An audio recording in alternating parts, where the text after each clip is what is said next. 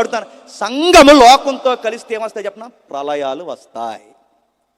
లోకంతో సంఘం వాతలేసుకుంటే మళ్ళీ చెప్తున్నాను, మేఘాల మీద ఎగేసుకుని వస్తాడు. ఈ బైబిల్ దేవుడు మళ్ళీ చెప్తున్నాను. ఇవి దేనికి సంకేతాలు? ఇవి దేనికి సంకేతాలు? ఇలా కలిసిపోయినందుకే జలప్రలయం వచ్చింది, ఇలా కలిసిపోయినందుకే సెపరేట్ అయిపోమన్నాడు, ఇలా కలిసిపోయినందుకే కలవనోడు ఎవడున్నాడు పక్క రమ్మన్నాడు. అలా కలవకుండా నిలబడిన వ్యక్తి ఒకరే, చెప్పండి, నోవహు నిలబడ్డాడు. ఎప్పుడు ఆయన గుర్తుపెట్టుకోండి, ఆయన కోరుకున్న ఆ పరిశుద్ధత. అన్యులతో స్నేహం చేయండి, అన్యులతో వాళ్ళ యొక్క వివాహ కార్యక్రమాలకు వెళ్ళండి, కానీ నీ విశ్వాసాన్ని నమ్మేసే పనులు చేసావో చెప్పండి, నీ తాట తీస్తాడు దేవుడు. ఏమనుకుంటున్నావు? నీ విశ్వాసాన్ని బట్టి అందులో కలిపేసే ప్రయత్నాలు చేసావో ఊరుకుంటాడు అనుకుంటున్నావా?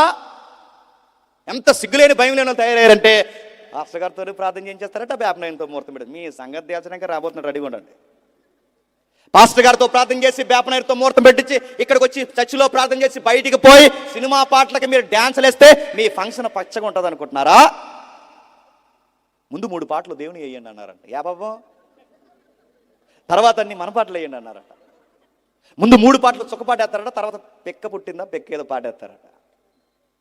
నేను అడుగుతున్నాను, ఇవే ఇలా కలిసిపోతేనే, ఇలా జాడ్యం పడితేనే, ఇలా సంఘానికి పట్టినప్పుడే హెచ్చరికలు. ఇదిగో ఇలాంటి వేదికల మీద నుంచి మాలాంటి కుర్రవులతోనో దైవ ఆవశ్యం కలిగిన దైవజనులతోనో ఎవరో ఒకరితో దేవుడు పలికిస్తాడు.